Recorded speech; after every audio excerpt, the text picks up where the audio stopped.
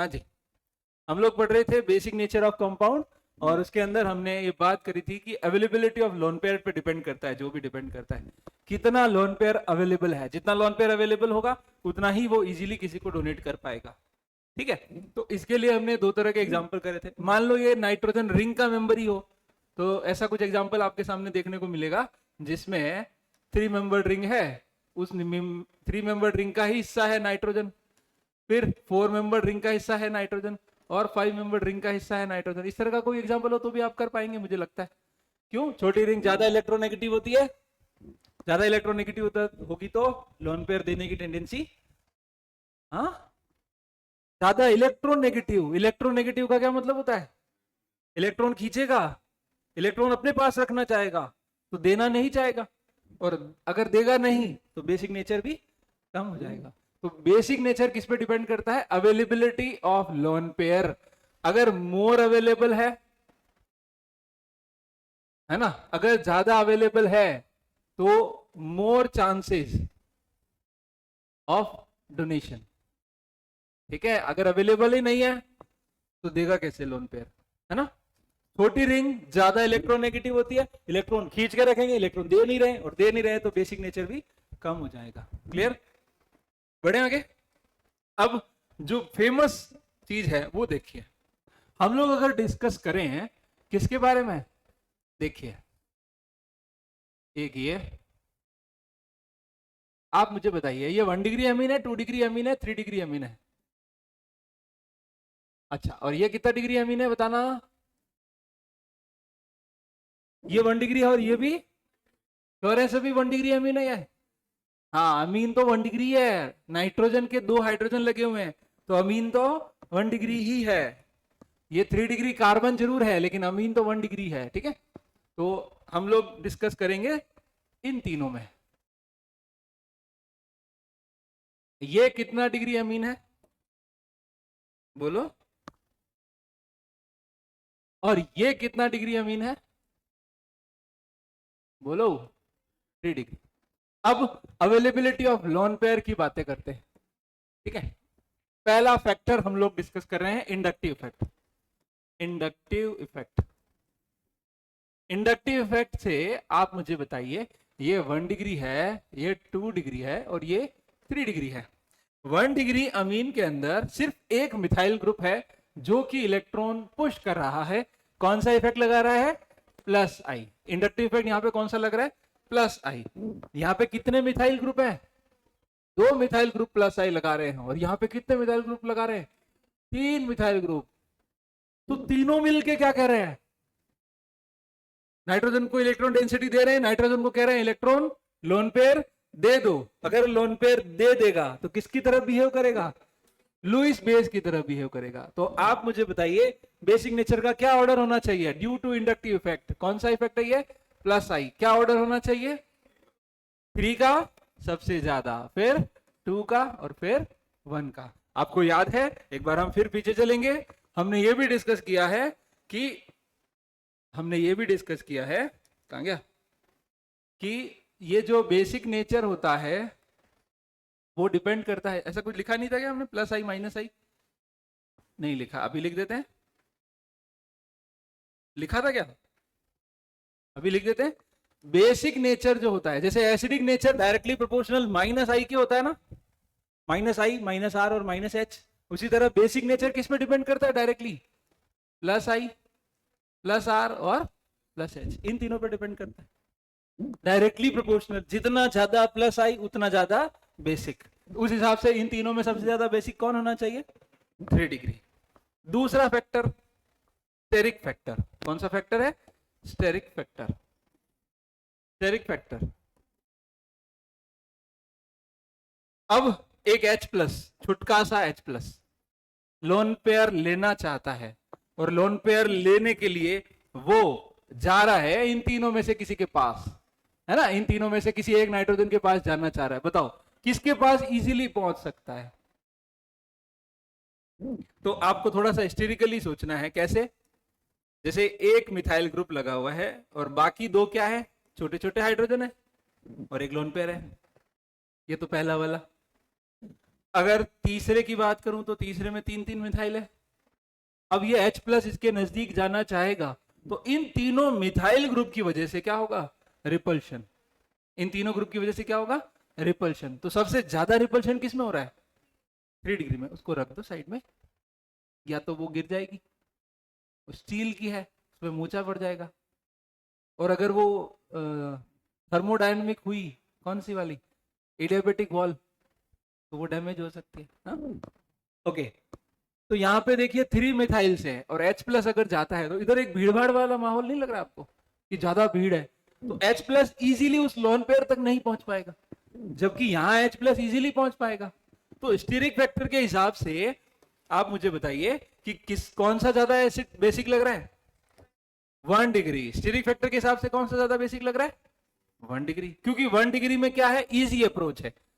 यहां पे मैं अगर लैंग्वेज लिखूं तो क्या लिखूंगा? Due two plus I of methyl. क्या फायदा हो रहा है? बोलो। प्लस आई देने से, ज्यादा प्लस आई देने से क्या हो रहा है? अवेलेबिलिटी ऑफ लोन पेयर बढ़ रही है, availability of lone pair increase. उसकी वजह से ये ऑर्डर आ रहा है। यहां पे ये ऑर्डर क्यों आ रहा है?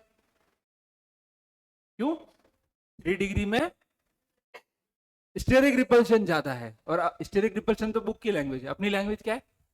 भीड़ भाड़ ज्यादा है। अब भीड़ भाड़ ज्यादा है तो वहां क्यों जाएगा भाई? नहीं जाएगा ना। तो क्या बोलेंगे? बोलो, ड्यू टू। ऐसा ऑर्डर क्यों आया? Due to steric repulsion.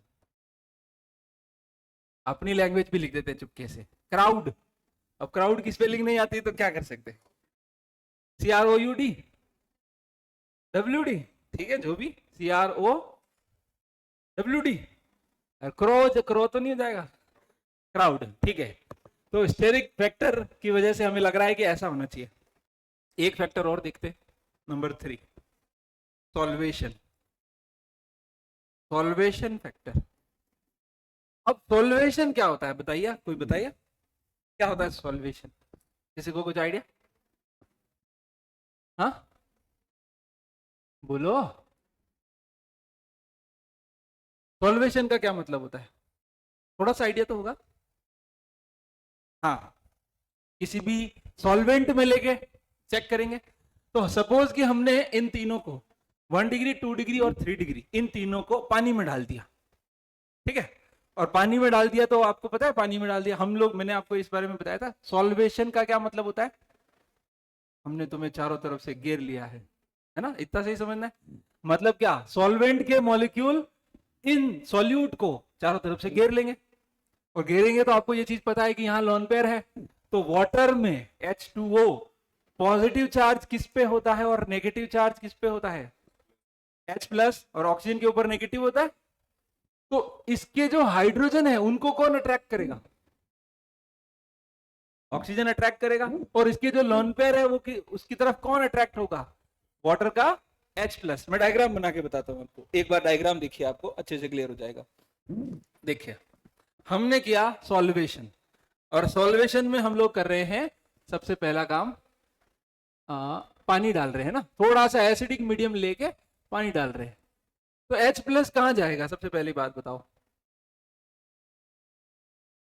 एक सेकेंड, थोड़ा सा इसको इधर बना देता हूं। हाँ, बोलिए, H प्लस कहां जाएगा? बोलो। 2 H प्लस तो है ऑलरेडी उसके खुद के, और तीसरा H प्लस ये रहा, और नाइट्रोजन पे आ गया प्लस। ये समझ में आया सबको? या कलर चेंज करके बताऊं? देखो, कलर खेल दे, कलर में थोड़ा सा आपको अच्छा दिखेगा। अब तो दिखेगा ये एसिडिक H, ये आ गया। लो, अब समझ आया क्या हुआ है? क्या हुआ है, समझ आया है? नाइट्रोजन ने अपना लोन पेयर इस इलेक्ट्रॉन डेफिशिएंट H प्लस को दे दिया, तो नाइट्रोजन पे प्लस आ गया। यहां तक तो ठीक है। अब इसके पास 3 H हैं। कितने हैं? 3 H हैं। और क्योंकि नाइट्रोजन पे प्लस है और नाइट्रोजन इलेक्ट्रॉन खींचता है, तो इन तीनों पे भी कौन सा चार्ज होगा? Slightly positive. यस और नो? अगर स्लाइटली पॉजिटिव होगा तो मैं लिखूं ये H2O। सॉल्वेशन हो रहा है, तो हम वही कहेंगे, हमने तुम्हें चारों तरफ से घेर लिया है, और ये हमें पता है कि इनके बीच में अट्रैक्शन होना ना। हाँ जी। अगर मैं सेम चीज दूसरे वाले के लिए करूं तो ये तो था 1 डिग्री, 2 डिग्री में एक ही हाइड्रोजन।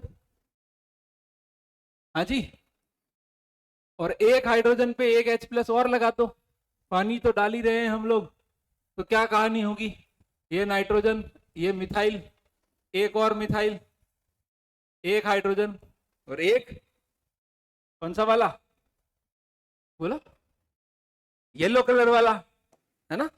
और वापस इसका सॉल्वेशन देखो, H2O। अच्छा, किसी को फीलिंग नहीं आ रही हो तो थोड़ी फीलिंग के लिए देखिए, थोड़ी सी फील लेने के लिए, नाइट्रोजन पे प्लस है तो इन पे भी प्लस होना है। किसी के मन में ऐसा गलतफहमी ना आए कि सर इस पे प्लस है तो इस पे प्लस कैसे हो सकता है। नाइट्रोजन पे प्लस है इसका मतलब नाइट्रोजन के पास इलेक्ट्रॉन नहीं है, या इलेक्ट्रॉन, वैसे भी नाइट्रोजन इलेक्ट्रॉन नेगेटिव है, नाइट्रोजन इलेक्ट्रॉन खींच रहा होगा, ऑब्वियस सी बात है। तो इन हाइड्रोजन पे प्लस होगा, इस ऑक्सीजन पे क्या होगा बताओ? माइनस। और इस ऑक्सीजन पे भी माइनस। दूसरा, तीसरा देखो, तीसरा देखो, ये N, CH3, CH3 और CH3, इस पे आया H+, लेकर आया वाटर। बताइए क्या कहानी? यहाँ पे प्लस लिखना भूल गया मैं, ये प्लस CH3, CH3, CH3 और ये H+, ये लो जी। बताओ सॉल्वेशन करें, यहाँ पे क्या लिखूं? H2O, इन दोनों के बीच में बॉन्डिंग थोड़ी थोड़ी सी दिख रही है, इसके ऊपर, इसके ऊपर माइनस और इसके ऊपर प्लस। क्लियर है यहां तक? तो आप मुझे बताइए कौन ज्यादा सॉल्वेटेड हुआ, किसका सॉल्वेशन ज्यादा हुआ? ऐसे बोला ना 1 डिग्री, 2 डिग्री, 3 डिग्री। 1 डिग्री का सॉल्वेशन ज्यादा हुआ, 2 डिग्री का और कम, और 3 डिग्री का और कम। तो जितना ज्यादा सॉल्वेशन हो उतना ज्यादा बेसिक नेचर हम कह सकते हैं। जितना ज्यादा सॉल्वेशन उतना ज्यादा बेसिक नेचर। तो क्या ऑर्डर होगा सॉल्वेशन के हिसाब से? 1 2 3। क्या होगा? 1 2 3, 1 2 3, 3 2 1, 1 2 3। और सॉल्वेशन के हिसाब से क्या ऑर्डर होगा? 1 2 3। तो सर फाइनल ऑर्डर क्या है ये बता दीजिए, है ना। ये थॉट्स हैं, अलग अलग थॉट्स हैं। कुछ लोग स्टेरिक फैक्टर से सोचते हैं तो उन्हें लगता है कि 1 डिग्री ज्यादा बेसिक है क्योंकि भीड़ कम है। कुछ लोग +I से सोचते हैं तो उन्हें लगता है कि 3 डिग्री ज्यादा बेसिक है। क्यों? क्योंकि 3 डिग्री में 3 मिथाइल ग्रुप +I लगा रहे हैं, नाइट्रोजन पे इलेक्ट्रॉन डेंसिटी बढ़ा रहे हैं, नाइट्रोजन को ये कह रहे हैं कि भाई साहब आप लोन पेयर दे दो। 3 मिलके कह रहे हैं, देखो 3 मिथाइल कह रहे हैं कि दे दो लोन पेयर दे दो, तो सबसे ज्यादा बेसिक ये होना चाहिए। और स्टेरिक के हिसाब से ये होना चाहिए, सॉल्वेशन के हिसाब से भी ये होना चाहिए। और फाइनली ये जो रेस है वो जीतता है 2 डिग्री। कौन जीतता है? 2 डिग्री। स्टेरिक फैक्टर की वजह से 3 डिग्री थोड़ा पीछे रह जाता है ना। अरे स्टेरिक फैक्टर की वजह से 3 डिग्री थोड़ा सा पीछे रह जाता है। तो क्या ऑर्डर आ जाता है? 2 डिग्री, 1 डिग्री, 3 डिग्री। समझ आ रहा है? ये अभी हमने सिर्फ मिथाइल लेके किया है। अगर मिथाइल की जगह इथाइल हो या आइसोप्रोपाइल हो या टर्सरी ब्यूटाइल हो तो ऑर्डर और बदल जाएंगे। एक बार यहां तक नोट करो, ये तो देख लिया था कल। हाँ, यहां से नोट करो, जल्दी से नोट करेंगे।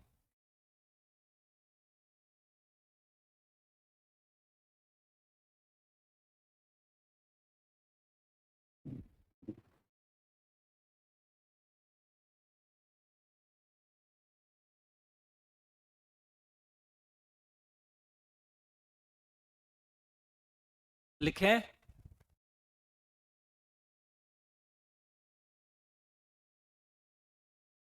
तो ओवरऑल बेसिक ऑर्डर क्या होता है? 2 1 3। 1 2 3 नहीं, 1 2 3 भी नहीं, 3 2 1 भी नहीं, 2 1 3। किसके लिए? मिथाइल के लिए। और इथाइल के लिए 2 3 1 लिखेंगे, सारे लिख देंगे। एनसीईआरटी में 2 लिखे हुए हैं, एक मिथाइल और एक इथाइल। हम लिखेंगे 4, मिथाइल, इथाइल, आइसोप्रोपाइल और टर्सरी ब्यूटाइल। अरे ऐसे तो सीक्वेंस से याद नहीं हो जाते, मिथाइल, इथाइल, आइसोप्रोपाइल, अगला कौन आएगा? ब्यूटाइल। तो टर्सरी वाला ब्यूटाइल, जिसमें सारे आ गए ना, 1 डिग्री, 2 डिग्री, 3 डिग्री, 0 डिग्री भी आ गया। 0 डिग्री कौन है? नहीं आया? देखो अभी लिखूंगा। अरे इस CH3 को पूछो इसका डिग्री क्या है, ये पूछ रहा हूं मैं तो। बोलो। हाँ इसका डिग्री 0 नहीं चलो कोई बात नहीं। ये 2 डिग्री है ना, ये 1 डिग्री है। 1 डिग्री, बहुत अच्छा। और ये 2 डिग्री कार्बन, 2 डिग्री कार्बन है ना ये। हाँ। तो उसका तो 0 ही बोलोगे, फिर नहीं बोलोगे? ठीक है, कभी कभी चुप ही रहना चाहिए है। चले पढ़े। तो ओवरऑल ऑर्डर जो आपको याद रखना है वो है, अगर आपको ऐसा लिखा है गैसियस स्टेट, तो गैसियस में सॉल्वेशन वाला तो काम करेगा नहीं, स्टेरिक वाला भी काम नहीं करेगा। आपको सिर्फ और सिर्फ इंडक्टिव इफेक्ट के हिसाब से 3 to 1 लिखना है। बाकी पोलर प्रोटिक सॉल्वेंट में, पोलर प्रोटिक सॉल्वेंट और एप्रोटिक सॉल्वेंट की एक लिस्ट बनाएंगे, अभी नहीं, थोड़े दिनों में। अभी के लिए सिर्फ इतना सा लिखेंगे कि एक्वस सॉल्यूशन के अंदर, ये नोट कर लिया था ना सबने यहाँ तक? ये देखो,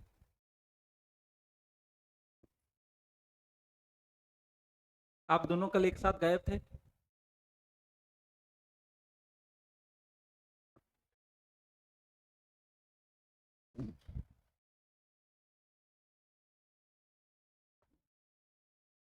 कर्म ही पूजा है।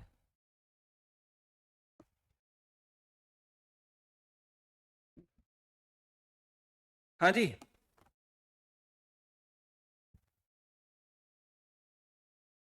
वर्क इज वर्शिप ऐसा बोलते हैं, है ना?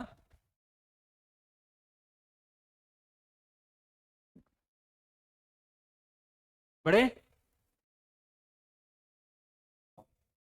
तो सॉल्वेटेड ज्यादा कौन हो रहा है? अच्छा यहां मैं लिख देता हूं, ऐसा फैक्टर भी लिख देता हूं। क्या लिखूं? देखो, मोर सॉल्वेशन, मोर स्टेबिलिटी, मोर सॉल्वेशन, मोर स्टेबिलिटी। किसका सॉल्वेशन ज्यादा हो रहा है? 3 डिग्री, सॉरी 1 डिग्री का सॉल्वेशन ज्यादा हो रहा है। तो 1 डिग्री का सॉल्वेशन ज्यादा है तो उसकी स्टेबिलिटी भी ज्यादा है। अमीन की बात करें ना, 1 डिग्री अमीन की, तो ओवरऑल ऑर्डर लिख देते हैं फाइनली। इसको हटा दूं?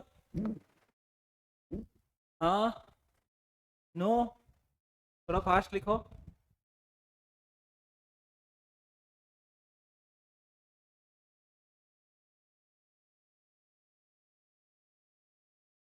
पहले ठीक था, ये वाला जो था ना, के साथ में यहाँ कॉलर वाला था, कॉलर माइक यहाँ पे लगाओ और बस।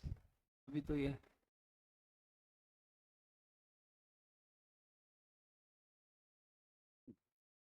समझ में आ रहा है।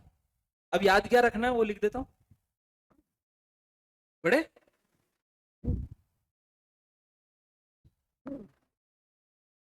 Overall order in solution phase है ना, ओवरऑल ऑर्डर इन सॉल्यूशन।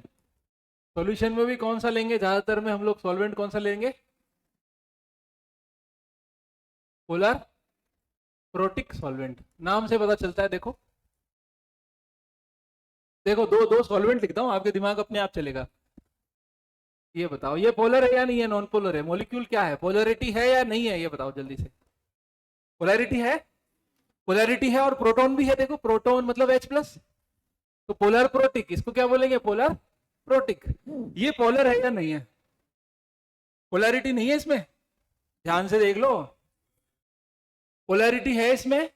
कैसे पोलैरिटी? ऑक्सीजन पे नेगेटिव और कार्बन पे पॉजिटिव, पोलैरिटी है, लेकिन प्रोटॉन नहीं है, H+ नहीं है, H+ नहीं दे सकता, तो इसको क्या बोलेंगे?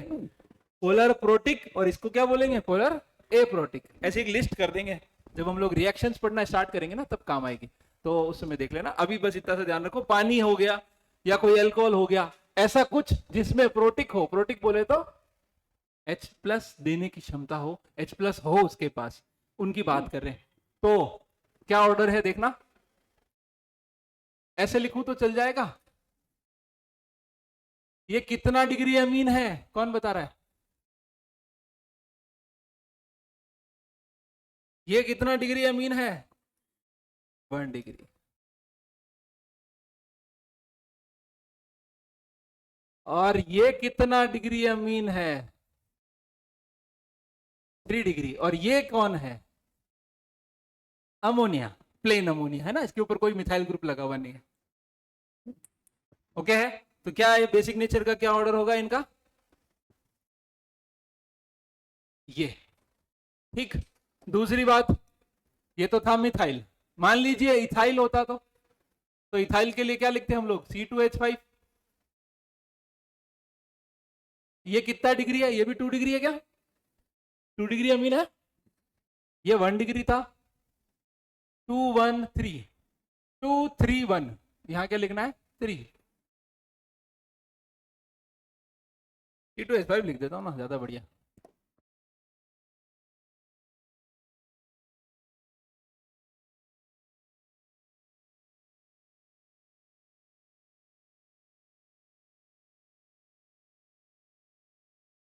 ये 2 ऑर्डर तो आप ध्यान में रख लो।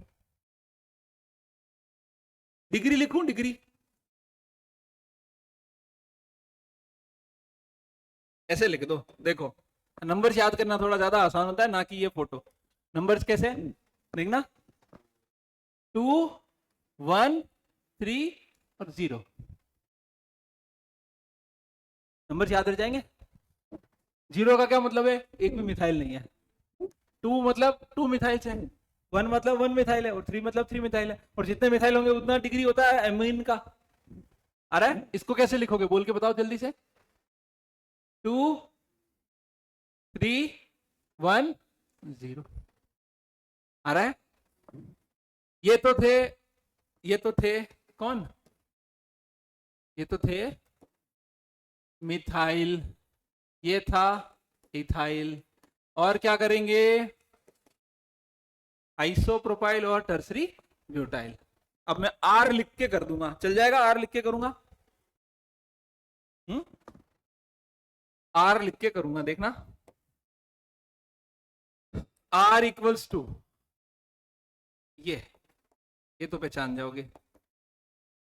अरे बार बार ऐसा लिखना अच्छा नहीं लगेगा ना। और यहां पे हम लोग आर इक्वल्स टू क्या लिखेंगे?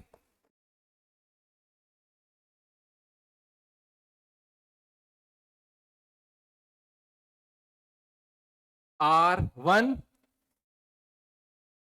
0 2 3।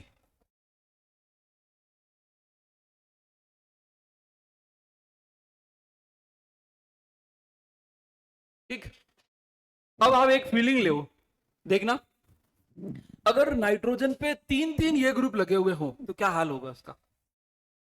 कैसा दिखेगा? नाइट्रोजन पे 3 3 टर्सरी ब्यूटाइल लगे हुए हैं, देखना जरा, ऐसे ही लगेगा। और थोड़ा ऐसे लिखूं तो ये CH3, ये CH3, ये CH3, सारे CH3 हैं। अब बताओ भीड़ भाड़ कितनी ज्यादा है? बहुत ज्यादा नहीं हो गई? ऐसा लग रहा है जैसे कांटे चुभ रहे हो। H+ आएगा तो बोलेगा कांटे चुभ रहे।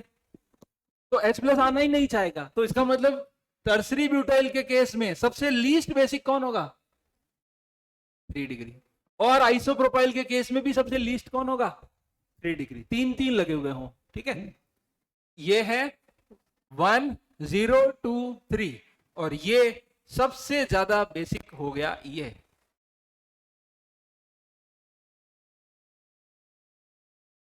लो डिग्री बोल के बताओ यहां पे क्या लिखूं? बोलो क्या लिखूं? 1 0 2 3 और यहां क्या लिखना है? 0 1 2 3। ये तो याद रखने की जरूरत ही नहीं है, तो आसान हो गया। या ये भी याद रह जाएगा, इन दोनों को देख लेना बस।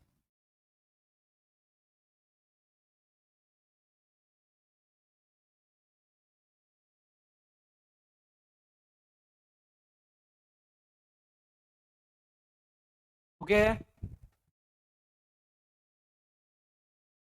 अगर कुछ भी नहीं बोला है, ऐसे बोला है कि अमीन का ऑर्डर लिखना है आपको, 1 डिग्री 2 डिग्री 3 डिग्री का अमीन का ऑर्डर लिख दो भैया, तो आप क्या लिखेंगे हमेशा 3 to 1। क्या लिखेंगे 3 to 1। जब कुछ नहीं बोला तो 3 to 1। अगर वो बोल रहा है कि अमीन का ऑर्डर लिखो इन पोलर प्रोटिक सॉल्वेंट, तो आप क्या लिखोगे 213। फिर मिथाइल इथाइल आपको देखना होगा, ये दोनों एनसीईआरटी में है, तो आपको ये दोनों तो लर्न करने ही करने हैं, ये दोनों एनसीईआरटी में है एक्सप्लेनेशन के साथ, ठीक है। इतना डिटेल में फोटो वगैरह नहीं बना रखे हो तो भी अपन इतना तो समझ सकते हैं ये सारी चीजें, ठीक है, याद रह जाएंगे। तो एनसीईआरटी में दे रखे हैं ये दोनों, तो याद रखने ही रखने हैं, याद आसान है वैसे तो। 2130 और एक की तो सीक्वेंस चेंज हो रहा है, बीच वाला ही तो चेंज करना है, 2130 और 2310, और 0 का मतलब क्या है प्योर अमोनिया। प्योर अमोनिया के कंपैरिजन में सारे मिथाइल सब्स्टिट्यूटेड और सारे इथाइल सब्स्टिट्यूटेड ज्यादा बेसिक होते हैं, ये तो समझ में आ रहा है। स्टेटमेंट 1 अगर ऐसा बोले तो समझ आ रहा है। और दूसरा स्टेटमेंट बोलेंगे due to inductive effect all the substituted ammonia are more basic than simple ammonia, बोल सकते हैं ना इन दोनों के केस में, है ना। चाहे मिथाइल लगा हो चाहे इथाइल लगा हो, अमोनिया से तो ज्यादा बेसिक है, अमोनिया तो सबसे लास्ट में आ रहा है, बोल सकते हैं। ये कौन सा ऑर्डर है, ओवरऑल ऑर्डर इन कौन सा है सॉल्यूशन, और कौन सा सॉल्वेंट लिया हमने पोलर प्रोटिक सॉल्वेंट। अगली बात जो मैं लिख रहा हूं उसको ध्यान से देखो, अगर आपको ये लिख दे कि पोलर ए प्रोटिक सॉल्वेंट है, कौन सा सॉल्वेंट है पोलर ए प्रोटिक सॉल्वेंट, ठीक है, या फिर गैसियस फॉर्म, गैसियस फॉर्म, क्योंकि 1 डिग्री अमीन जो है ना वो ये मिथाइल अमीन जो है वो गैसियस होते हैं, 1 डिग्री 2 डिग्री 3 डिग्री तीनों के तीनों ही गैसियस होते हैं। मिथाइल अमीन, डाई मिथाइल अमीन, ट्राई मिथाइल अमीन, तीनों ही क्या होते हैं गैसियस, और अमोनिया तो गैस है ही। अमोनिया की स्मेल पता है सबको कैसी होती है, पब्लिक टॉयलेट वाली, हाँ सिंपल वे में पब्लिक टॉयलेट में जो स्मेल आती है वो है अमोनिया की स्मेल। पोलर ए प्रोटिक सॉल्वेंट और ये गैसियस फॉर्म में हो तो 3 डिग्री 2 डिग्री 1 डिग्री, इतना ऐसा ही ध्यान रखेंगे, सिंपल, कोई सॉल्वेशन नहीं। ए प्रोटिक में क्या होता है, ए प्रोटिक में कोई सॉल्वेशन नहीं होता, ए प्रोटिक में क्या होता है नो सॉल्वेशन इफेक्ट, और जब सॉल्वेशन इफेक्ट नहीं होता तो आप गैसियस फॉर्म वाला ही याद रखेंगे 3 to 1। 3 to 1 किसके लिए कह रहा हूं, ये मैं मिथाइल के लिए कह रहा हूं, सिर्फ मिथाइल के लिए, है ना। आर इक्वल्स टू क्या होना चाहिए मिथाइल, नोट कर लो इसको, याद रह जाएगा क्या, हाँ जी। और देख लो एक प्यारा सा क्वेश्चन करते हैं,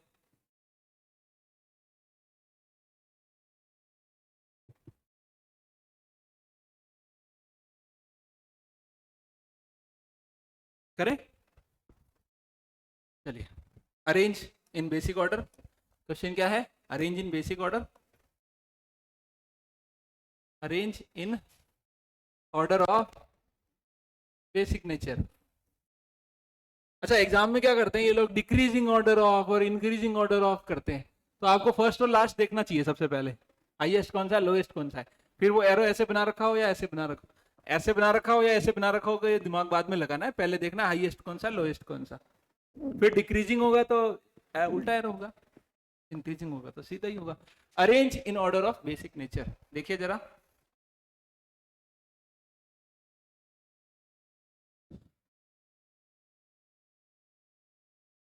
एक ये लगा हुआ है, ठीक है, यहाँ पे ऑक्सीजन है,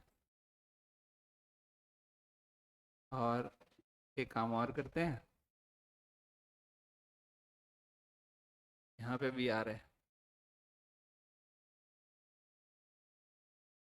एक और लिखाते थे, लो 1 2 3 4, इन चारों में सबसे ज्यादा बेसिक कौन होगा। जब कुछ नहीं बोला है तो गैसेस मान के ही समझना है आपको, सॉल्वेशन वगैरह कुछ सोचना नहीं है, क्राउडिंग नहीं सोचना है, सिर्फ प्लस आई माइनस आई देखना है, खत्म। इस वाले में कोई प्लस आई है, प्लस आई है या नहीं है, बोलो बोलो, प्लस आई है या नहीं, नहीं है, ये कौन है कार्बन, ये कौन है कार्बन, ये प्लस आई दिख रहा है, इसमें इसमें वो तो है, लेकिन ऑक्सीजन का कौन सा लगेगा माइनस आई, यहां पे बी आर का क्या लगेगा माइनस आई। जो डिफरेंसेस है वो देख लेते हैं मेनली, तो बाकी कार्बन तो सब में है ही है। देखो इसमें स्पेशल क्या है, मिथाइल, और इस मिथाइल का क्या लगेगा, प्लस आई। और आपको पता है बेसिक नेचर किसको डायरेक्टली प्रोपोर्शनल किसके होता है, प्लस आई प्लस एच और प्लस आर, और इनवर्सली होता है माइनस आई माइनस एच और माइनस आर। समझ में आता है, ये तो समझ आता ही है। तो बताइए सबसे ज्यादा बेसिक कौन होगा, फोर्थ। नंबर डालूं क्या, 1 2 3 और 4, बताइए फोर्थ हाईएस्ट बेसिक, फिर 1, बहुत अच्छे।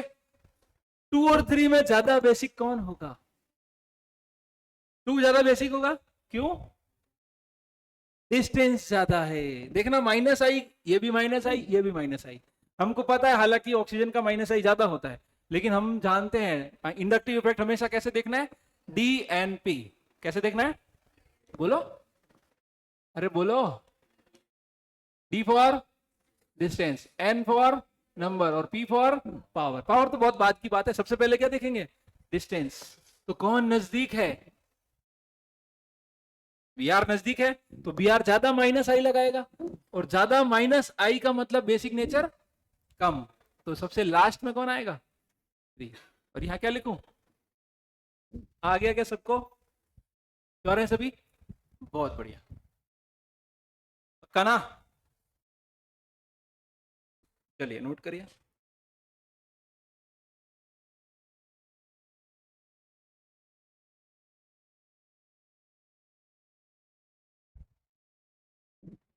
उल्टा तो नहीं लिख दिया मैंने, सही लिखा है ना, हाँ।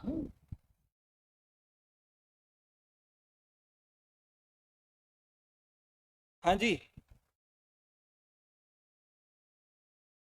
बोलो, डन। चलिए एक बढ़िया सा क्वेश्चन और करते हैं, आगे बढ़े, एक क्यों दो करते हैं, है ना। ओनली 50 पेजेस कैन बी, क्या बोला इसने, only 50 pages can be created in single file. Okay, नई फाइल ले लेते हैं भैया, इसको सेव करके। हालांकि ये इस वाले के चक्कर में मैंने आईपैड में वो खरीद रखे हैं ऐप, ताकि वो अनलिमिटेड एक्सेस मिल जाए सारा, ये भी ठीक है। ओके, अगला जो हम लोग देख रहे हैं उसमें क्या कर रहे हैं हम लोग, 3 डिग्री ले रहे हैं, 3 डिग्री नाइट्रोजन ले रहे हैं, तो दोनों ही केसेस के अंदर।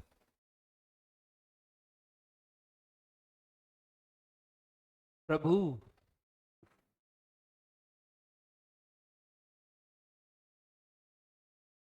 हो गया होगा सेव, है ना। हाँ, देखिए हम लोग क्या करेंगे, इन तीनों को कंपेयर करते हैं, दो को करते हैं पहले तो, R3N और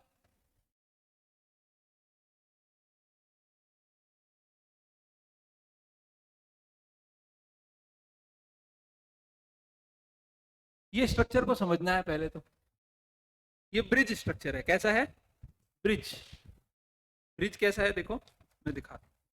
जैसे मान लीजिए ये है फाइल, ठीक है, ये ऐसा है, ठीक, यहां पे क्या लगा हुआ है, यहां यहां नाइट्रोजन, ये दिख रहा है, ये ऐसा, ये यहां पे क्या लगा हुआ है, नाइट्रोजन। इस नाइट्रोजन के ऊपर एक कार्बन और है, फिर एक कार्बन और है, और फिर एक नीचे। समझ में आ रहा है, इस तरफ जा रहे हैं तो कितने कार्बन है इस लाइन में, 1 और 2 दिख रहे हैं, इस तरफ जाएंगे तो भी 1 और 2, और ऊपर जाएंगे तो भी 1 और 2, 2 कार्बन ऊपर भी है, ऐसा समझ में आ रहा है। तो अब ये जो नाइट्रोजन है, ये नाइट्रोजन ऐसा ही रहेगा, ये क्या होता है, इन्वर्टर नहीं हो पाता। यहां लोन पेयर है तो लोन पेयर ऐसा ही रहेगा, लेकिन इसके केस में क्या होता है, इसका शेप कैसा होता है, सबको पता है कैसा होता है, पिरामिडल। कैसा होता है, पिरामिडल शेप होता है। पिरामिडल शेप होने की वजह से क्या चांसेस है, देखो एक पेन और देना, 3 पेन दिख रहे हैं आपको, इस तरह का पिरामिड होगा, इस तरह का पिरामिड होगा, यहां नाइट्रोजन है, यहां लोन पेयर है, ठीक है। अब ये जो पिरामिड है ये इन्वर्ट हो सकता है रूम टेम्परेचर पे, जैसे हमने वो पढ़ा था ना कॉन्फॉर्मेशंस। कॉन्फॉर्मेशंस में हमने कहा था कि डाइहेड्रल एंगल जो होता है वो 0 डिग्री 1 डिग्री, कुछ भी एंगल हो सकता है। कितने कन्फॉर्मर्स पॉसिबल होते हैं, बोलो कितने कन्फॉर्मर्स पॉसिबल होते हैं, ये कौन सा है, स्टैगर्ड फॉर्म, ये एक्लिप्स, ये एक्लिप्स है और ये स्टैगर्ड। ऐसी कितनी फॉर्म्स पॉसिबल होती है? इनफाइनाइट, हर एक एंगल पे हो सकता है। तो वो जो रोटेशन था, वो फ्री रोटेशन सिंगल बॉन्ड के ऊपर, वो रोटेशन रूम टेम्परेचर पे पॉसिबल था। यहां पे क्या होता है, ये नाइट्रोजन है, ये नाइट्रोजन क्या करता है, फ्लिप करता है, और उस फ्लिपिंग को हम बोलते हैं पिरामिडल इन्वर्जन। ये हमारा पिरामिड और ये हमारा उल्टा पिरामिड। ये पिरामिड, पिरामिड दिख रहा है, ये इसका बेस है, और ये हमारा उल्टा पिरामिड। अब जब H प्लस लोन पेयर है, यहां पे दिख रहा है क्या, दिख रहा है, यहाँ पे एक लोन पेयर है, तो H प्लस जब आता है इस लोन पेयर के पास, तो अब ये उल्टा, H प्लस इधर जाएगा, फिर ये उल्टा। तो H प्लस इजीली अटैक नहीं कर पाता। किसकी वजह से नहीं कर पा रहा है? Due to pyramidal inversion. क्या बोलते हैं इसमें? Pyramidal inversion. पिरामिडल इन्वर्जन की वजह से,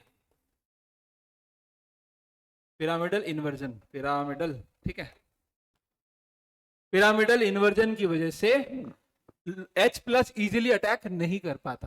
क्लियर? अब जब इस पे आएगा तो क्या होगा, इस ब्रिज वाले पे, इस ब्रिज वाले पे आएगा, ऐसा है, यहां नाइट्रोजन लगा हुआ है, यहां ऊपर एक ब्रिज है, ऊपर लगा हुआ है ना।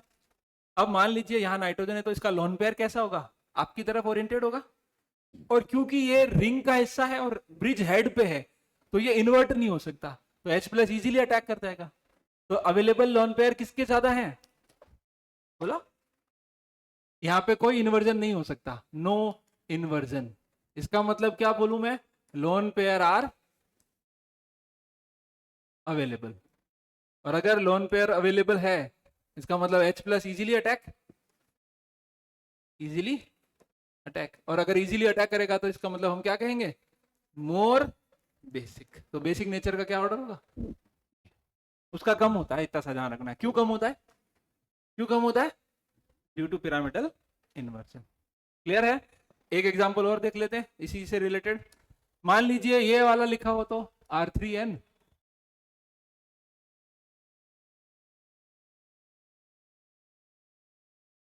ये पिरामिड। आप लोग ऐसे मत बनाना हुआ, मैं तो क्या है बना लेता हूँ, ठीक है?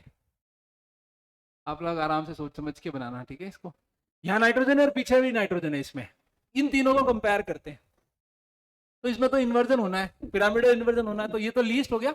अगर मैं ऑर्डर लिखूं तो 1 2 3, सबसे लीस्ट बेसिक कौन होगा, 1 इज द लीस्ट बेसिक। और इन दोनों में कंपेयर करो, बताओ आप किस पे कौन ज्यादा बेसिक है, 3 वाला ज्यादा बेसिक है या 2 वाला?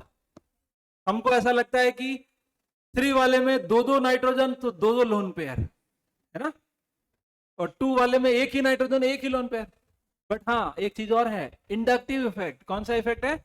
Inductive effect. इसके लोन पेयर को देते टाइम इसका इंडक्टिव इफेक्ट लगेगा क्या? इसके लोन पेयर को देते टाइम किसी का इंडक्टिव इफेक्ट लग रहा है क्या? माइनस आई लग रहा है क्या? नहीं, तो इसका माइनस आई लगेगा। और माइनस आई बेसिक नेचर को क्या करता है, अपोज करता है ना। माइनस आई, अच्छा वो फाइल ही दूसरी थी। Minus I, minus I basic nature के इनवर्स होता है, तो इसके माइनस आई की वजह से कौन ज्यादा बेसिक होगा, 2 3 1। क्लियर है? ये लीस्ट क्यों है, वर्ड बोलो, पिरामिडल इन्वर्जन। और ये इन दोनों में ये कम क्यों है, ड्यू टू, बोलो, ड्यू टू माइनस आई। इस नाइट्रोजन के माइनस आई की वजह से ये कम बेसिक है सेकंड से। नोट करिए, धीरे धीरे चीजें और टफ होती जा रही है ना, ऐसा कुछ लग रहा है क्या? नहीं,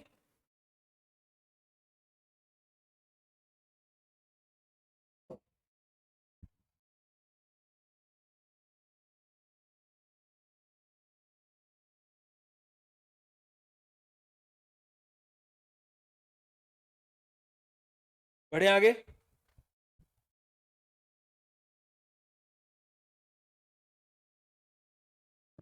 बढ़े, नेक्स्ट हेडिंग लगाइए,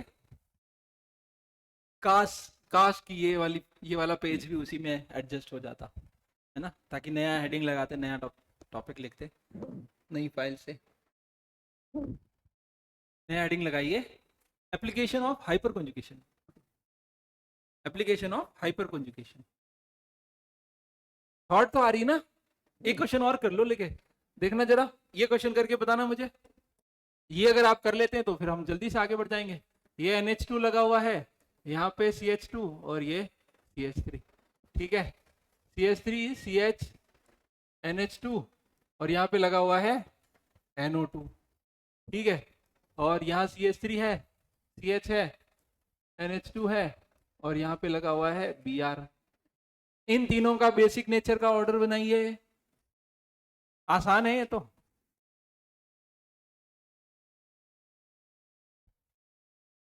बनाइए। सबसे ज्यादा बेसिक 1 2 3, सबसे ज्यादा बेसिक फर्स्ट सेकंड और थर्ड।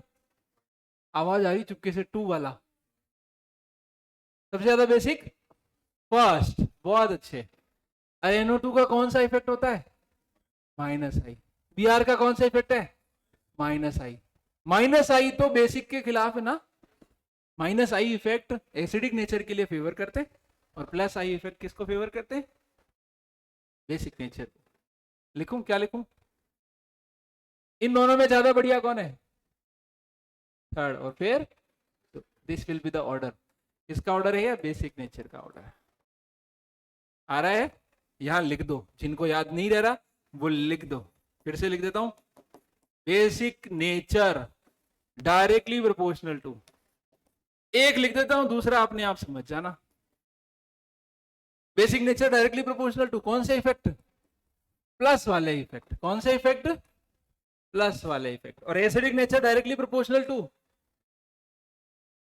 माइनस वाले इफेक्ट। बोल सकते हैं? उल्टा तो अपने आप समझ जाओगे। या लिखूं यहां पे, ये लो, ऐसे लिख दूं? अब गलती नहीं होनी चाहिए, है ना?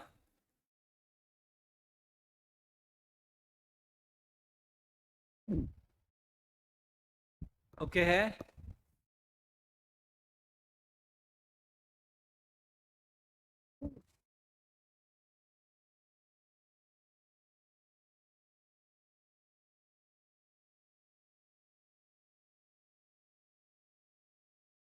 आप में से किसी का पेन था क्या? कौन सा वाला है? पर्पल है क्या इसमें? तो ये पर्पल है, ठीक। मेरे को तो ब्लू ही लग रहा था वो, फिर बाद में ध्यान से देखा तो पता चला पर्पल है। बढ़े आगे, हेडिंग लगाओ, एप्लीकेशन ऑफ हाइपर कॉन्जुगेशन। ये इसको समझना बहुत जरूरी है। Application of hyper conjugation. बढ़े,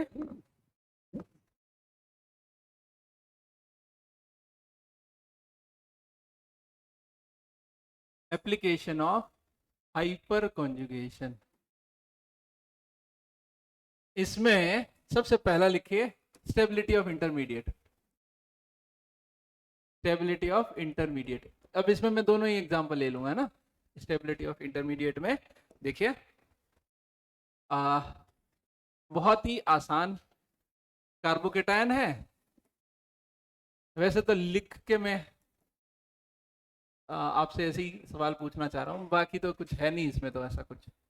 बताइए सबसे ज्यादा स्टेबल कौन सा है? स्टेबल कौन सा है? थर्ड वाला। ऐसे बोलेंगे, क्यों है थर्ड वाला ज्यादा स्टेबल? +I तो बोलना ही नहीं, हाइपर कॉन्जुगेशन बोला। हाइपर कॉन्जुगेशन, इंडक्टिव इफेक्ट इतना, इंडक्टिव इफेक्ट तो एक धोखा है, छलावा है, दिखावा है ना। ज्यादा काम के कौन है? रेजोनेंस और हाइपर कॉन्जुगेशन।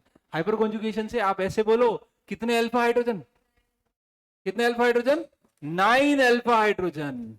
और इसमें 6 अल्फा हाइड्रोजन और इसमें 3 अल्फा हाइड्रोजन। इस वजह से ज्यादा स्टेबल है, बोल सकते हैं। और देखो, ये लो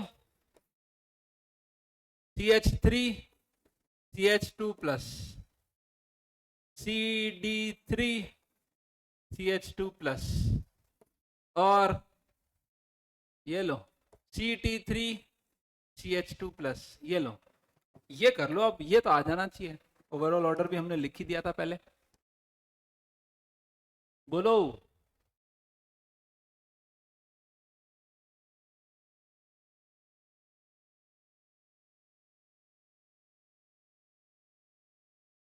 हाँ जी, कौन ज्यादा स्टेबल? इंडक्टिव इफेक्ट मैं बता रहा हूँ, धोखा है, दिखा हुआ है, चला हुआ है ना। ज्यादा बढ़िया क्या है? Hyper conjugation. किसका हाइपर कंजुगेशन ज्यादा होता है? CS3 का हाइपर कंजुगेशन ज्यादा होता है। और CS3 का हाइपर कंजुगेशन मतलब प्लस H इसका ज्यादा है, प्लस H इसका ज्यादा है, इसका मतलब प्लस चार्ज को ज्यादा स्टेबल करेगा। तो सबसे ज्यादा स्टेबल कौन आ रहा है? पक्का? श्योर है सभी? और देख लो, ये करना जरा। अगर इस पे श्योर हो रहे हो तो ये करो जरा। CH3 plus CD3 plus CT3 plus. ये लो, अब करके बताओ देखे।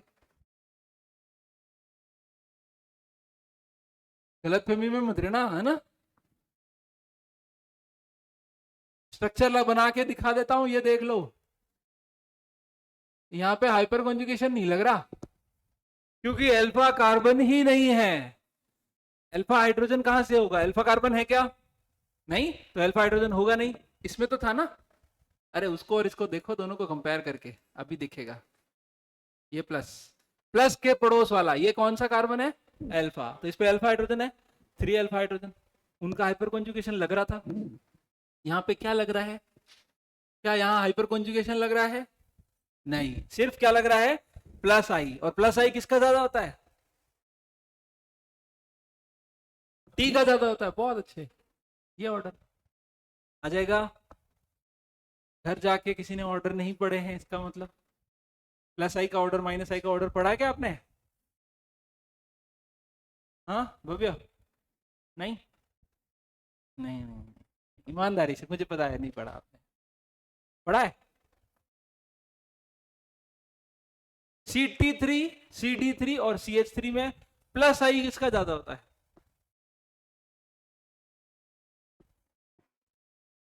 CT3 का। और हाइपर कॉन्जुगेशन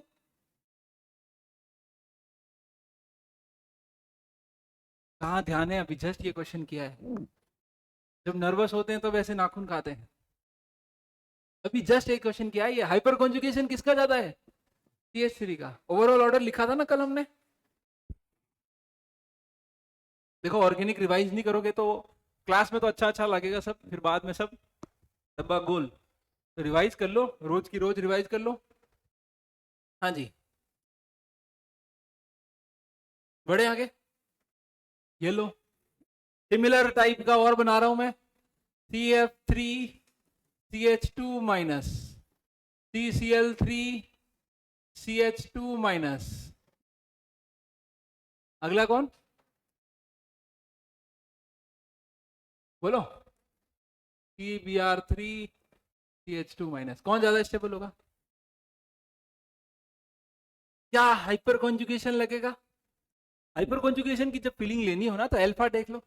अल्फा कार्बन है, हाँ ना? हाँ जी, अल्फा कार्बन है तो अल्फा हेलोजन भी है। जैसे अल्फा हाइड्रोजन गिनते थे वैसे अल्फा हेलोजन है। तो अल्फा कार्बन है तो अल्फा हेलोजन भी है। तो अल्फा हेलोजन होने से हाइपर कॉन्जुगेशन लगेगा, माइनस एच लगेगा। किसका माइनस एच ज्यादा होता है? CF3 का, CCl3 का, या CBr3 का? CBr3 का माइनस एच ज्यादा होगा, इसका माइनस एच हाई है। और माइनस इफेक्ट माइनस चार्ज को स्टेबल करते हैं। बात समझ आ रही है? थोड़ा और घुमाएंगे, एक बार और। ये लो,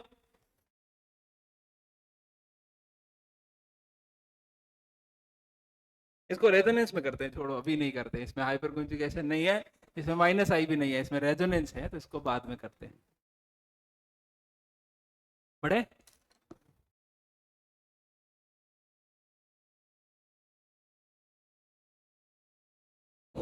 नेक्स्ट लिखो,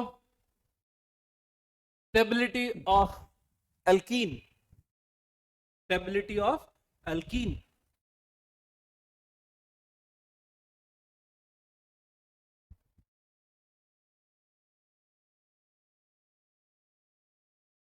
स्टेबिलिटी ऑफ अल्कीन।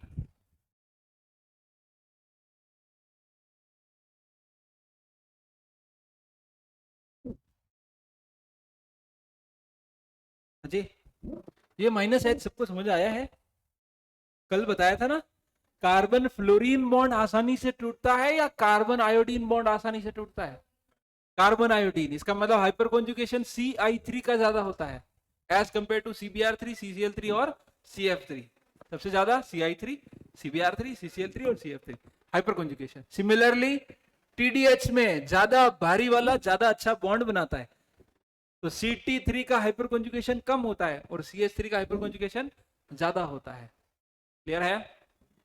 बड़े नंबर 2 क्या लिखना है? कुछ बोला तो था मैंने।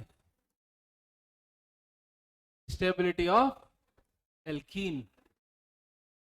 एल्कीन की स्टेबिलिटी देख लीजिए कैसे करते हैं। आपको अल्फा हाइड्रोजन काउंट करना, बिल्कुल सिंपल सा एग्जांपल दे रहा हूं मैं, है ना।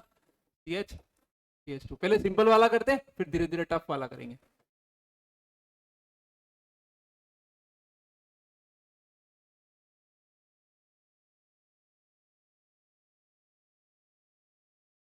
ओके, जितने ज्यादा अल्फा हाइड्रोजन होंगे उतनी ज्यादा स्टेबिलिटी होगी। स्टेबिलिटी किस पे डिपेंड करेगी?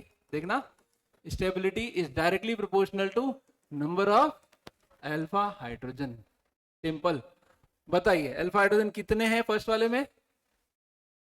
कितने? ये हमारा डबल बॉन्ड, ये अल्फा, ये हमारा पाई सिस्टम, अरे ये हमारा डबल बॉन्ड, ये अल्फा, ये हमारा पाई सिस्टम, ये भी अल्फा और ये भी अल्फा, ये हमारा एल्कीन। कुछ भी बोलूं, एल्कीन बोलूं, डबल बॉन्ड बोलूं, पाई सिस्टम बोलूं, अनसैचुरेटेड सिस्टम बोलूं, एक ही बात है। ये हमारा एल्कीन। ये सी थोड़ा अजीब सा नहीं लग रहा? मुझे भी लग रहा था। हाँ, ये हमारा एल्कीन, तो अल्फा कौन? बोलो। ये भी अल्फा, ये भी अल्फा। सबसे ज्यादा अल्फा हाइड्रोजन कितने हैं? किसमें है बोलो? इसमें कितने अल्फा हाइड्रोजन है? 3 अल्फा हाइड्रोजन। और इसमें 6 अल्फा हाइड्रोजन। और इसमें 12 अल्फा हाइड्रोजन। तो स्टेबिलिटी का ऑर्डर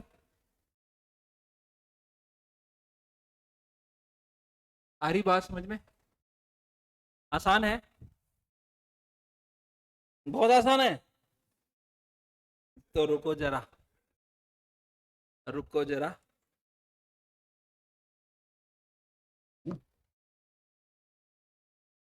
ये लो,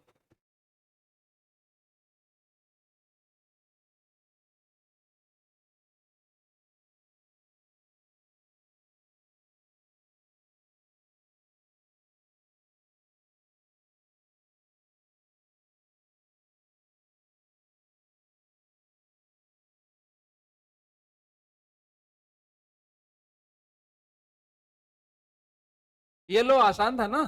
ये लो, अब इनका ऑर्डर बनाओ। देखिए अल्फा हाइड्रोजन कितने हैं? कितने अल्फा हाइड्रोजन है? 3 अल्फा। इसमें 6 अल्फा। इसमें इसमें अब बनाओ, देखिए ऑर्डर। हो गया ना कंफ्यूजन? तो इस कंफ्यूजन को सॉल्व करने के लिए एक फ्लो चार्ट बना देता हूं। जो एल्कीन, स्टेबिलिटी ऑफ एल्कीन की बात कर रहा हूं ना, स्टेबिलिटी ऑर्डर कैसे देखना है आपको? जो कॉन्जुगेटेड एल्कीन होगी, कॉन्जुगेटेड, वो हमेशा नॉन कॉन्जुगेटेड से ज्यादा स्टेबल होगी। नॉन कॉन्जुगेटेड, कॉन्जुगेटेड तो पहचानना सीख गए हो ना? हाँ ना, तो बोल दो। Double bond, single bond, double bond, अगर इस तरह की एल्कीन है, डबल सिंगल डबल, तो हम क्या बोलेंगे उसको? कॉन्जुगेटेड। वो ज्यादा स्टेबल होती है। क्यों होती है? क्योंकि रेजोनेंस की वजह से पाई बॉन्ड डिस्ट्रीब्यूटेड रहते हैं, डीलोकलाइज्ड रहते हैं, तो इलेक्ट्रोफाइल इजीली अटैक नहीं कर पाते। समझते हैं? तो कॉन्जुगेटेड ज्यादा स्टेबल होती है नॉन कॉन्जुगेटेड से। अब नॉन कॉन्जुगेटेड में हम चेक करते हैं क्या? Number of alpha hydrogen. जिसमें ज्यादा होंगे वो ज्यादा स्टेबल होगी, ऐसा बोलते हैं। अब अगर नंबर ऑफ अल्फा हाइड्रोजन भी सेम हो तो, अगर सेम हो तो क्या करोगे? फिर हम देखते हैं सिमेट्रिक और एसिमेट्रिक। क्या देखते हैं? सिमेट्रिक और एसिमेट्रिक। तो एसिमेट्रिक ज्यादा स्टेबल होती है सिमेट्रिक से। और अब सिमेट्रिक में भी मान लो सेम आ गई तो, हाँ जी, तो हम लोग कहेंगे कि ट्रांस वाली ज्यादा स्टेबल होती है सिस से। बात समझ आ रही है? Conjugated, non conjugated, number of alpha hydrogen, stability ज्यादा होती है। फिर एसिमेट्रिक, सिमेट्रिक, और सिमेट्रिक में भी कौन सी? ट्रांस ज्यादा होती है सिस से। इस वाले को देख के इस क्वेश्चन को हम आराम से कर सकते हैं। सबसे लीस्ट कौन होगा पहले तो ये बताइए? 1 2 3 4।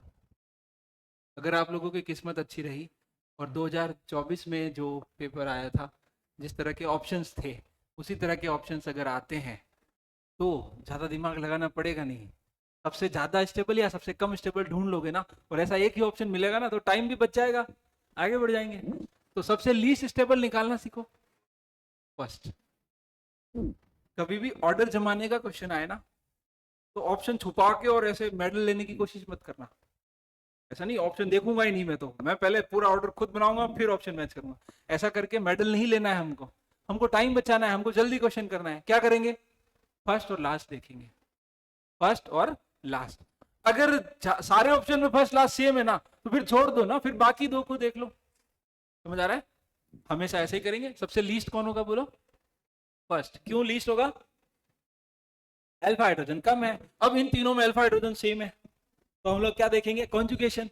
कॉन्जुगेशन नहीं है, सारे नॉन कॉन्जुगेटेड है। नॉन कॉन्जुगेटेड में अल्फा हाइड्रोजन सेम होने पर हम लोग सिमेट्री देखते हैं। क्या ये सिमेट्रिक एल्कीन है?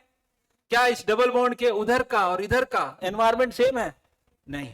लेकिन क्या इस डबल बॉन्ड को बोल सकते हैं सिमेट्रिक? दोनों साइड एक जैसा दिख रहा है, इसमें भी दोनों साइड एक जैसा है, हालांकि स्टीरियो अलग अलग है, लेकिन इधर एक मिथाइल है तो इधर भी एक मिथाइल है, इसमें भी एक इधर मिथाइल है एक इधर मिथाइल है, तो सिमेट्रिक है ना ये।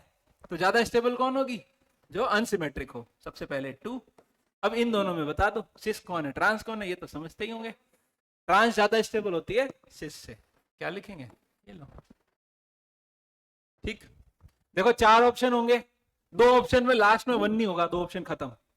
फिर सिस ट्रांस देख लेना, बस खत्म। ज्यादा दिमाग लगाने की जरूरत नहीं पड़ती है। प्रैक्टिस करोगे तो अपने आप चीजें समझ आएगी। करें क्वेश्चन करें? हाँ जी, लिखो।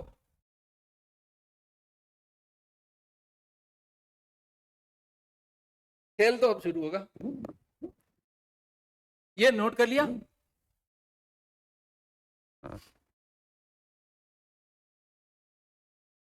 आ रहा है पक्का?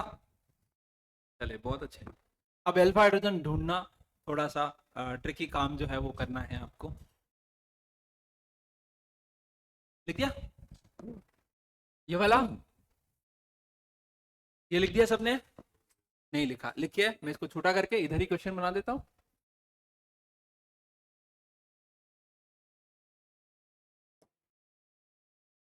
हाँ जी,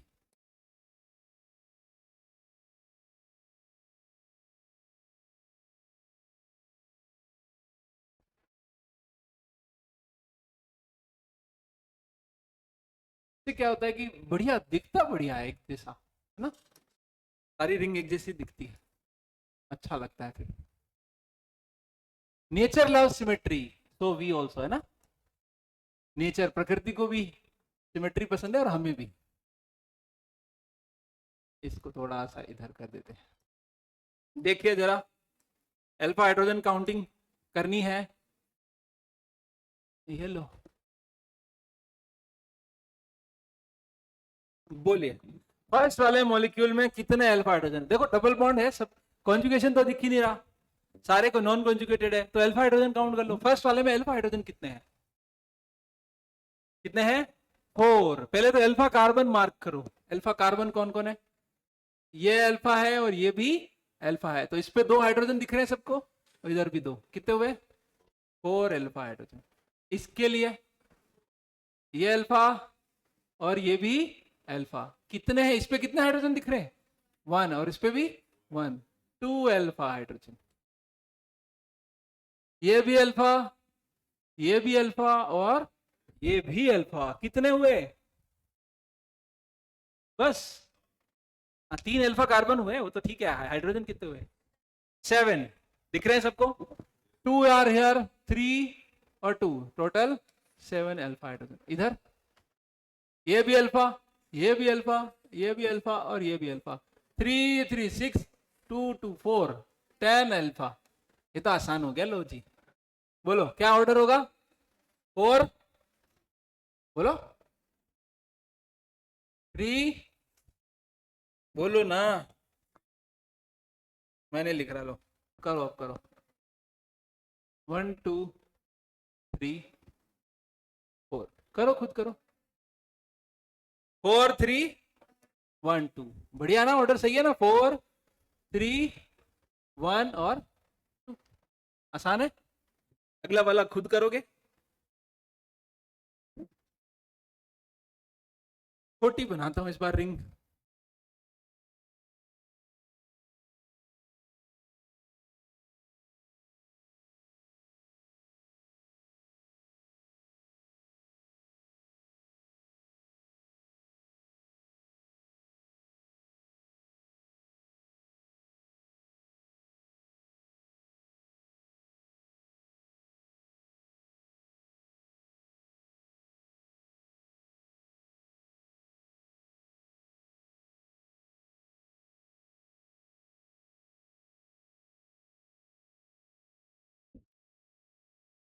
हाँ जी भैया, बनाइए इनको।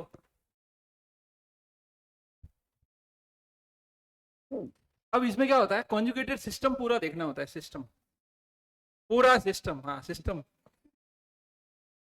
सिस्टम हैंग कर देंगे हैं। कॉन्जुगेटेड सिस्टम कैसे देखते हैं, ध्यान से देखना। ये जैसे डबल बॉन्ड है ना, तो ये पूरा सिस्टम आपको चेक करना है। ये पूरा कॉन्जुगेटेड सिस्टम है। तो इसके पास वाला ये अल्फा और इसके पास वाला ये अल्फा। मान लीजिए यहां और कोई लग रहा है तो ये भी अल्फा है ना। मैं दूसरे कलर से देखो, एक बार और देखो। इसमें क्या है, थोड़ा सा ऑब्जर्वेशन का फर्क है और कुछ भी नहीं है। ये जो डबल बॉन्ड है ना, वो तो है हमारा सिस्टम, कॉन्जुगेटेड सिस्टम। ये पूरा कॉन्जुगेटेड सिस्टम है, क्योंकि ये डबल बॉन्ड शिफ्ट होगा ना। 1 2 3 4, ये चारों पी ऑर्बिटल आपस में खेल रहे हैं, तो ये बॉन्ड इधर शिफ्ट होगा, ये बॉन्ड इस पे आएगा, या फिर ये इधर शिफ्ट होगा। ऐसे ही कुछ होने वाला है। तो इन चारों कार्बन पे ये सिस्टम चलेगा, pi system, unsaturated system, conjugated system. इसके पास ये अल्फा, ये भी अल्फा। मान लीजिए यहां कोई कार्बन लगा हुआ है तो ये भी अल्फा, मान लीजिए यहां कोई कार्बन लगा हुआ तो ये भी अल्फा। ऐसा समझना है, ठीक है। अब उसको करके बता दो फटाफट से, बोलिए। अल्फा हाइड्रोजन बताइए, अल्फा हाइड्रोजन पहले में कितने हैं? 4 अल्फा हाइड्रोजन। दिख रहे हैं सबको? This is the alpha carbon, this is the alpha carbon, 4 alpha hydrogen. इसमें ये भी अल्फा, ये भी अल्फा। इस पे 1 हाइड्रोजन, इस पे भी 1, 2 अल्फा हाइड्रोजन। 10 की आवाज आई थी? अच्छा, अगले की इतनी जल्दी आ गई, मुझे लगा इसमें 10 कैसे बोल दिया। इसमें कितने? ये 3 2 2 3, कितने हुए इसमें? कौन कौन से? यही है ना। इधर कितने हैं? 3 2 2। ऑर्डर 3 4 1 2। अरे आ गया क्या? अल्फा दिख रहे हैं भव्या? पक्का श्योर है?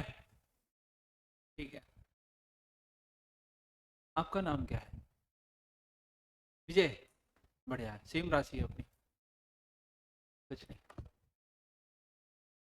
जोडिक साइन क्या बोलते हैं? ठीक है, नोट करो। 3 4 1 2। अरे वो याद रखने का तरीका है मेरा, कि कैसे नाम याद रखूंगा ये। ओके है? कोई डाउट? अल्फा ढूंढने में दिक्कत आ रही है क्या इसमें? सेकंड वाले में देखिए, सेकंड वाले को हम ध्यान से देखते हैं तो ये जो मैंने मार्क करे है ना, ये अल्फा कार्बन है, ये दोनों अल्फा कार्बन है, तो इस पे कितना है 1 और इस पे कितना है 1। ठीक है, काफी छोटा बनाया, दिख रहा है। ओके, ये जो कार्बन है ये अल्फा नहीं है, ये बीटा है ना। अल्फा जस्ट अटैच होता है वो होता है, वो अगला है। क्लियर है? ओके, आई होप हो गया होगा क्लियर आराम से। हाँ जी, आगे बढ़े। ये तो था स्टेबिलिटी। अब कभी कभी क्या करता है, एल्कीन में बॉन्ड लेंथ का क्वेश्चन पूछता है। नंबर 3, बॉन्ड लेंथ लिखो, हेडिंग लगाओ, bond length in alkene. Bond length in alkene कैसे पूछता है? हाइपर कॉन्जुगेशन ही है, पूछता कैसे, अलग तरीका है पूछने का। Number 3, bond length in alkene. देखना, अगर मैं इन दोनों की बात करूं और एक इसकी बात करूं, इन दोनों में डिफरेंस देखना है। कार्बन कार्बन की जो ये बॉन्ड लेंथ है ना, इस वाली बॉन्ड लेंथ की बात करनी है हमको। ओके, यहां पे कोई अल्फा नहीं है, नो अल्फा कार्बन। ठीक है, तो नो अल्फा हाइड्रोजन। सही बात है, इसका मतलब नो हाइपर कॉन्जुगेशन। यस और नो? यहां तक तो सबको समझ आ ही गया होगा क्या लिख रहा हूं, क्या कह रहा हूं। कोई अल्फा हाइड्रोजन ही नहीं है, कोई अल्फा कार्बन ही नहीं है, तो कोई कोई हाइपर कॉन्जुगेशन भी नहीं है। और हाइपर कॉन्जुगेशन नहीं है, इसका मतलब carbon double bond carbon remains carbon double bond carbon. जो डबल बॉन्ड है वो डबल बॉन्ड ही रहने वाला है। क्लियर? लेकिन यहां क्या है, बोलो, 1 अल्फा कार्बन, आना बोलो, अल्फा हाइड्रोजन बोलो, 3 अल्फा हाइड्रोजन। बहुत बढ़िया, इसका मतलब कितने हाइपर कॉन्जुगेटिव स्ट्रक्चर?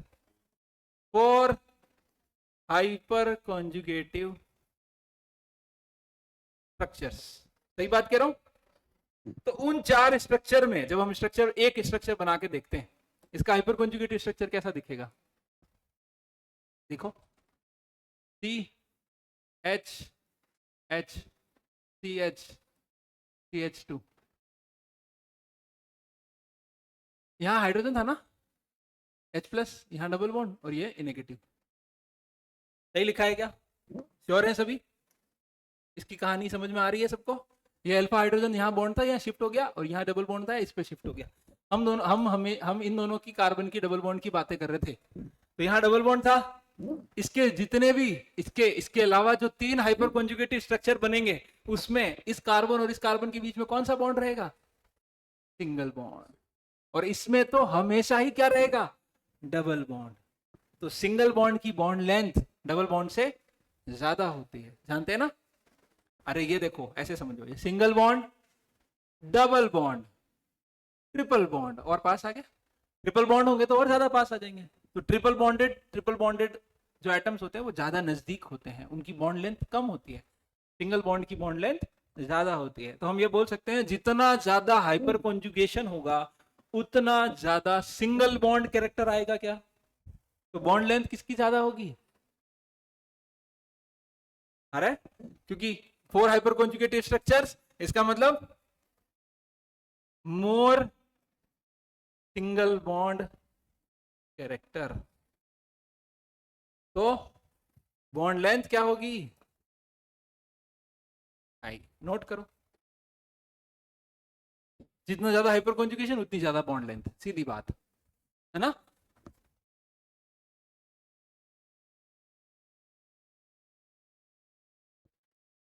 धन्यवाद।